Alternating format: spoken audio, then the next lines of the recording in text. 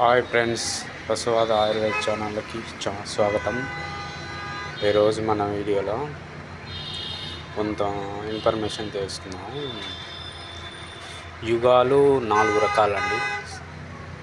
4 రకాలలో లాస్ట్ ఉంది కలియుగం. కలియుగం అనేది 5,000 సంవత్సరాలు ఉంటుందండి.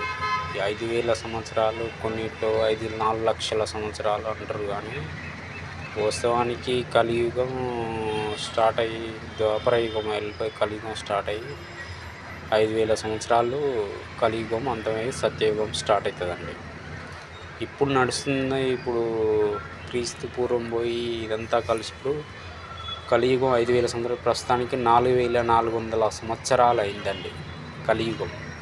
ఇంకా 600 సంవత్సరాలు అయితే కలియుగం 5,000 సంవత్సరాలకు అంతమవుతుందండి.